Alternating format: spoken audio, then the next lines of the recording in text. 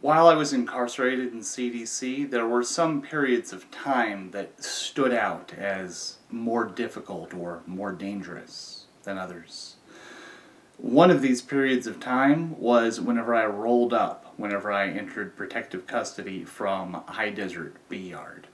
I had informed on my peers regarding a murder plot and told the cops that I wanted to enter protective custody, that I needed to be isolated from the active inmates because I was afraid they'd kill me for informing on them. I was placed into a program called Ad-Seg pending. This basically means that the cops took a sign and put it on my door that said, "Don't open up this door, this inmate shouldn't be allowed to program with other inmates." And then they looked for any empty cell to place me in just temporarily until a cell opened up in Ad-Seg. This is not too dissimilar from bus time.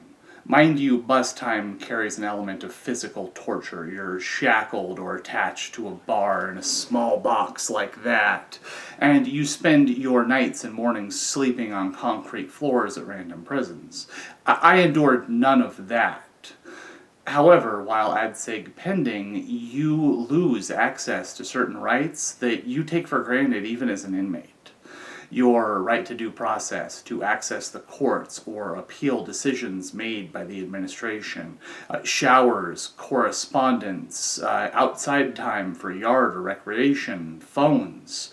You have none of this while you are Ad-Seg pending. It is a temporary state where you are just going to stand or sit in a cell with nothing until they find a more permanent housing opportunity for you. This system was set up to just be done for a couple of hours or at most a day at a time while the administration looked for some place to place an inmate. But because High Desert was so overcrowded at this point, I spent about 2 weeks Ad-Seg pending.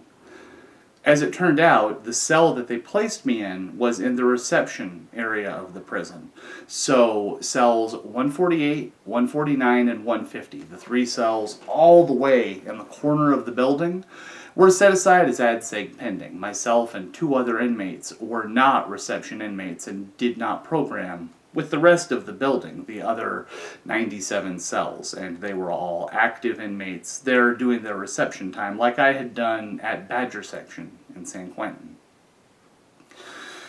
I was placed into the cell with a pair of socks, a t-shirt, a pair of boxers, and about 3/4 of a sheet which had been ripped down the side. And this is what I would have for a significant period of time. I was cold, I was bored and scared. There was literally probably somebody making up a knife that they were going to use on me if they had an opportunity. This was a bad time for me. And I did not have access to a peer support group. The other inmates in the building were not going to interact with me because I wasn't a reception inmate and they couldn't know why I was there. That evening, the first evening that I was Ad-Seg pending, I got to listen to a roll call from the outside. At 10 o'clock, I heard the first gang leader announce, "Excuse me on the tier, excuse me on the tier," and start calling out the names of the members of his group. And they continued. As it turned out, the last group that was going to do roll call was the whites, and once the shot caller finished, I expected things to be quiet and to go to bed. As it turned out, a gentleman in 235 hollered, "Hey, this is Jimmy in 235! Cowboy 117! Sing us a lullaby!" And almost immediately, I guess this was the routine, they were used to this, Cowboy in 117 started singing some country songs. I've never been a big country fan. I love beautiful music of any type, and I didn't recognize most of the songs that he sang. But then he sang Red Dirt Road, a favorite of mine by Brooks and Dunn, and I was there with my sheet wrapped around me at the door, listening with my ear. And it was a transcendent moment. I almost immediately started crying, and his voice cut through the silence on the tier. It was rich and clear. Before, people had been being quiet because it was roll call. you could hear a pin drop on the tier, and the acoustics were perfect, and Cowboy's voice just echoed in my cell, and it was cathartic. It took away some of the fear and loneliness I was feeling. I was home again for just a moment. And then he was done. He sang 3 songs and thanked everybody for listening, and that was my first night at Ad-Seg Pending. The next morning, the shot caller for the building for the Whites came over and introduced himself to me, asked me why I was there. I introduced myself, and we didn't actually know any of the same people, but we had the respectful conversation that 2 active inmates have, except that I was on my way out, I was rolling up. He didn't seem to care whether or not I put any effort into the lies that I told him, and he didn't seem to care whether or not I was somebody he liked, because that door wasn't opening and we both knew it. He came down there and introduced himself. I spoke to him for a couple of moments, and that was the entire interaction that I had with any active inmates while I was there at Ad-Seg Pending for 2 weeks. It was a long 2 weeks, all day long. I'd try and think about the songs Cowboy had sung the night before. I'd try and get just a little bit warmer because that cell was cold by wrapping my sheet around myself, and I'd sit and think. I exercised and thought about the fact I was leaving the line, that I didn't know what was going to happen next in my life. I was afraid they were going to send me back out on the yard and people were going to know what I'd done. This could very well be the end of my life. And then at night, Cowboy would sing. And his voice again would cut through the silence and ring out clear, rich, mellifluous.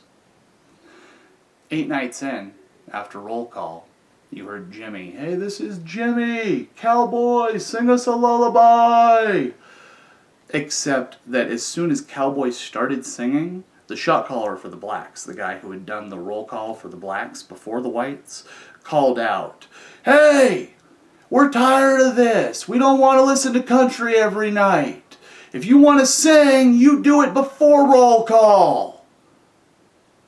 Jimmy yelled back quick, "Hey, this is Jimmy, and if anybody has a problem with Cowboys singing, come talk to me." Quiet. I'm really interested. I want Cowboy to sing. I want to know what's going on, but nobody's talking. That night I watch out on the tier and I can see kites going back and forth. People are shooting bars of soap under their door with lines attached to it. A line is a tore up piece of sheet or something like that, rope, and passing notes back and forth all night long. I'm wondering if there's going to be a riot the next morning. It really doesn't affect me, but it's interesting to be on the outside looking in. I don't know what happened the next day, and here's the thing about prison, you don't always get answers. I know there was an alarm. Everybody went out to yard, and there was an alarm, and something happened. Maybe Cowboy got checked. Maybe Jimmy got checked. Maybe there was almost a riot between the Whites and the Blacks. I know there wasn't a riot because I could have smelt the pepper spray, but short of that, anything could have happened. That night, Cowboy was still in the building. Jimmy was still in the building. I know that because they were on the roll call, but Cowboy didn't sing and Jimmy didn't ask him to, and that was the end of music while Ad-Seg Pending. I was there for another 4 or 5 days, and eventually they moved me out of there.